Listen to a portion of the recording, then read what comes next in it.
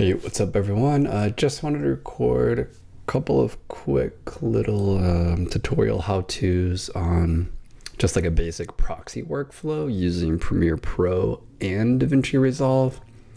Some of you may be aware, but I noticed last year in Capstone, actually none of my students knew about a proxy workflow when it comes to editing, which can be a pretty important thing. So let me show a little bit and kind of talk about it as I'm doing it. So first I'm going to import some footage. I just have Premiere open at the moment, right? I'm going to import some footage here.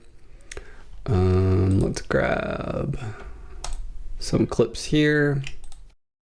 Let's import that. It's fine. I'll just use 3 of them. That's okay. All right. So I imported some clips here, and then I'm just going to show a couple of things about these clips just so you can see why you might want to make proxies and why they're beneficial. So let's go to media file properties for a minute here.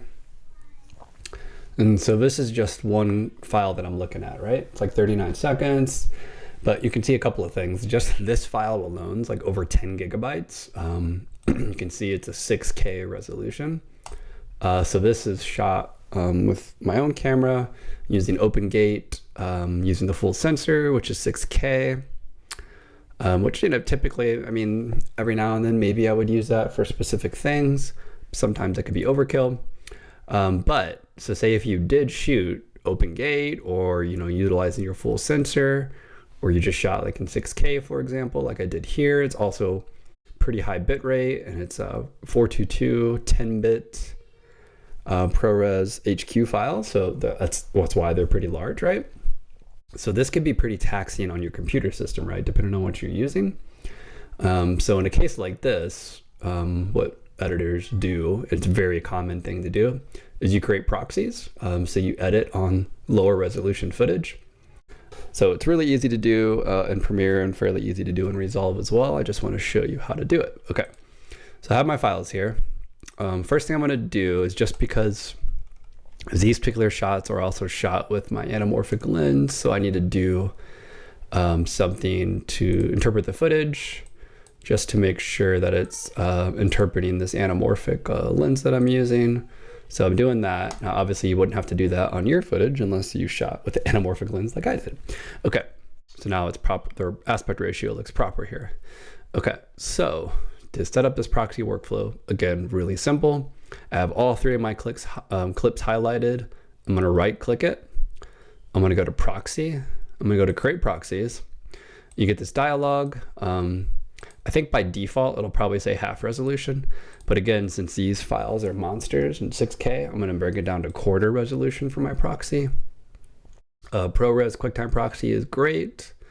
All that's by default is probably going to be pretty good for you. The location, it's going to put it in a folder next to your original media. Yep, sounds great. Push OK. As soon as I do that, Adobe Media Coder pops open, and it's going to start building out these proxies. It's going to add them. It's going to automatically start rendering to make these proxies. I've given you a preview down here. You can actually work while this is happening in the background, just FYI. But it's going to go through here and do this pretty quickly.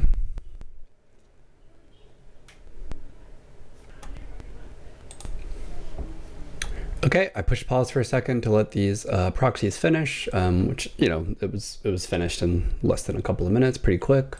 I'm just going to delete all of that, close Media Encoder, don't need that anymore. Okay, so now I'm back inside Premiere, right? And I created those proxies, and I believe by default it's going to toggle this little proxy preview button for me automatically. But if it doesn't, just know that you can toggle this on and off. And you can see now, if you look at my clip, I have this little icon here, and that's indicating that these proxies are currently being utilized. And if I turn this off, you will see these little indicator go away, right? So if I turn that off, you see that proxy indicator is gone. But let's turn the proxy on.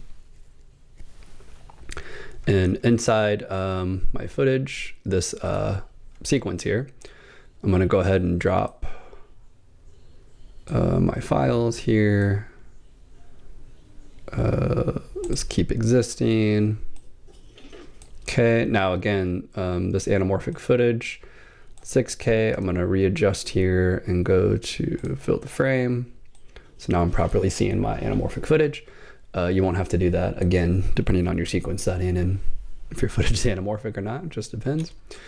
Okay, so now we're looking at this footage here.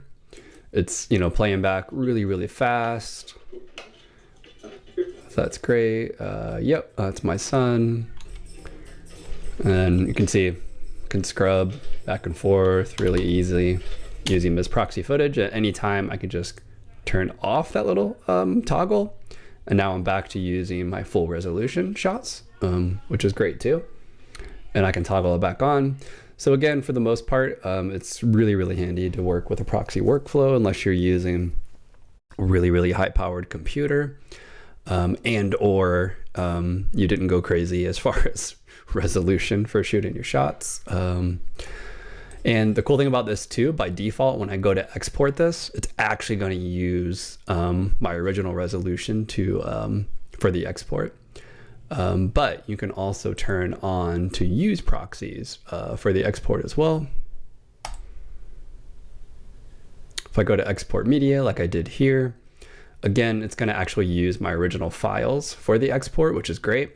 But if you wanted to maybe have a quicker export and actually use your proxies for the export, which makes a lot of sense, right? As you're kind of working and getting rough cuts to show and everything, you can come down to general and you can actually toggle use proxies. So then on the export, it will use the proxies. Okay, well, hope you found that useful. And now let's take a look at DaVinci Resolve workflow. All right, here we are in DaVinci Resolve, and let's take a look at the proxy workflow using Resolve. It's also pretty simple. All right, so first thing I'm going to do inside my project here, I'm going to go to project settings, which is right over here. Hit my project settings on the bottom right. And here's my settings here under master settings. Optimize for media intercatch, proxy media resolution. By default, it's probably half. You can choose automatic. However, I'm going to choose custom manually set it to what I want. So like Premiere, I'm going to set it to quarter resolution. Proxy media format, you can select your format. I'm just going to keep it H.264. It's fine for this. And I'm going to keep everything else there and click save if you made any changes here. I didn't actually make any changes to mine, but go ahead and save it. Okay, and after that, let's come to our footage here, select all of our clips, much like we did in Premiere. You can see I'm hovering over it, so it's showing it without my color correction work. But so right click it and scroll down to generate proxy media. It's going to use those settings that we had just set up in Resolve settings for the project. So go ahead and click that. Now it's going to create the proxy media. You can see it's going pretty darn quick. I won't even pause the video for it because that's pretty wicked fast. All right, there we go. So proxies are now created. All right, so to make sure I'm using those in my timeline, all I have to do is come over here to the top, select this little drop down. You can see right now it's using camera originals, but I'm going to switch it to proxies. Now I'm using my proxies, and similar to Premiere, you get like a little icon here, except it actually has like the prefix there, proxy, right? And now it says proxy in my clip here as well. So now I'm using the proxies, which is pretty awesome. And it's gonna be super fast. And again, when I go to export this, it'll actually use my original media files for the export. And then at any point, if I'm in my edit and I wanna go back to my original files, I can click this, go to disable all proxies or prefer camera originals, and I can switch it just like that. I can go to disable all proxies. It's going to turn them all off too. So yep, there you go. Also a pretty simple workflow. Okay, I hope you found that useful. Thanks.